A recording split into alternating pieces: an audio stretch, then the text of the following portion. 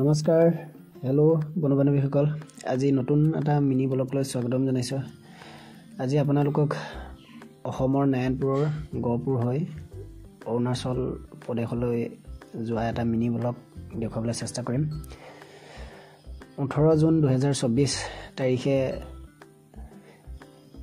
যি UGC net পৰীক্ষা আছিল সেই ইউজিসি নেট পৰীক্ষাৰ কাৰণে গৈছিল আৰু এক্সাম সেন্টাৰ সিলেক্ট কৰিছিল ইটানগৰ আৰু পৰীক্ষা অৰ্থাৎ এক্সাম সেন্টাৰ পৰিছিল হিমালয়ান ইউনিভাৰ্সিটি ইটানগৰত আৰু যেহেতু নাৰায়ণপুৰৰ পৰা মই ব্লগটো আৰম্ভ কৰিছো আৰু নাৰায়ণপুৰৰ পৰা বান্দৰদোৱা হৈ ইটানগৰ যাব পাৰি কিন্তু যেহেতু বৰষুণ বেছি আছিল আৰু পাহাৰীয়া ৰাস্তাৰ কাৰণে ৰাস্তা ব্লক আছিল আৰু সেয়ে গহপুৰৰ পৰা ইটানগৰ হৈ যেহেতু 4 লেন আছে আৰু সেয়ে ভাবিলো নাৰায়ণপুৰৰ পৰা গহপুৰ বাইপাছ হৈ যি 4 লেন গৈছে ইটানগৰলৈ সেই ৰাস্তাৰে গৈ অলপ সুবিধা হ'ব সেই বুলি আহি আমি গহপুৰ বাইপাছ পালোহি ইয়াৰ পৰা বেছি দূৰ নহয় প্ৰায় 30 কিলোমিটাৰছ ইটানগৰলৈ সেয়ে আমি গৈ আছো আপোনালোকে চাওকচোন এই মিনি ব্লগটো নিশ্চয় ভাল পাব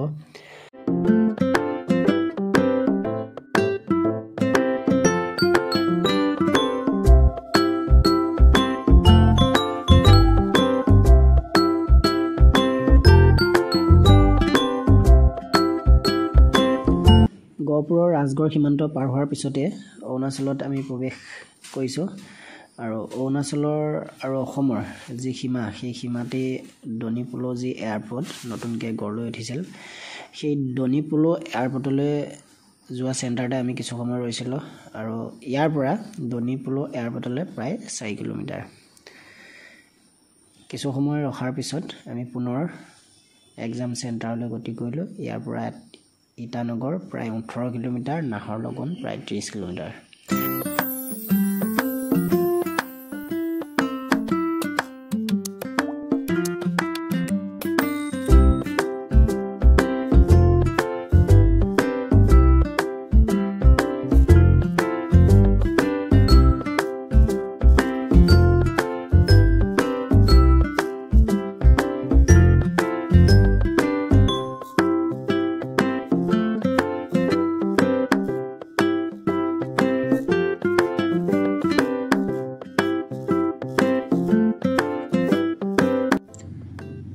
আমি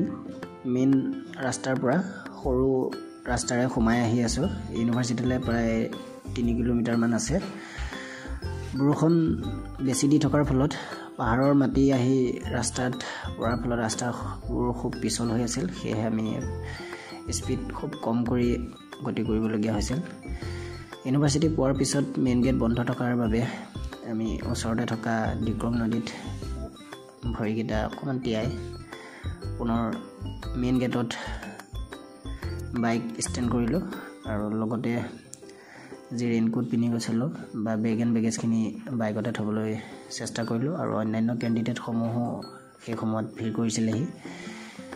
সময় প্ৰায় 12 বাজিছিল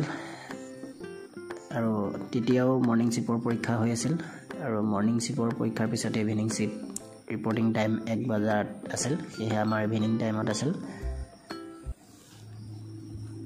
A few moments later.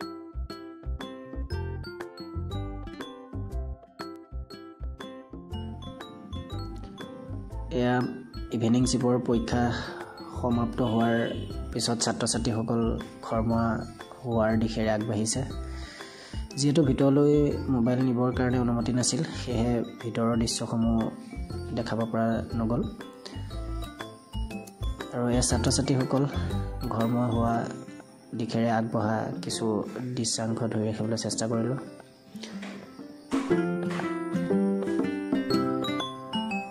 কিছু সময় ৰখাৰ পিছত পুনৰ আমিও ঘৰমুৱা হোৱাৰ দিশেৰে আগবাঢ়িলো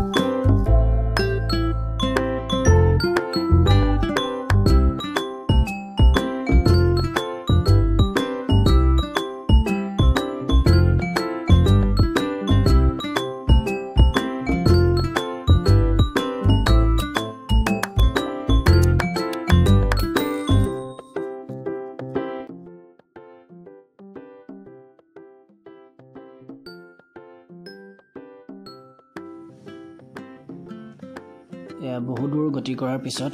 ৰাতি 9:10 ঘৰ আহি পালোহি আৰু ভিডিঅ'টো ইমানতে সমাপ্ত কৰিলোঁ। পুনৰ নতুন এটা ব্লগ বা ভিডিঅ'ত লগ পোৱাৰ আশা থাকিল। ভিডিঅ'টো শেষলৈকে চোৱাৰ কাৰণে সকলোকে ধন্যবাদ জনালোঁ। চেনেলটো নিশ্চয় ছাপোৰ্ট কৰিব বা ছাবস্ক্ৰাইব কৰিব বুলি আশা ৰাখিলোঁ। ধন্যবাদ।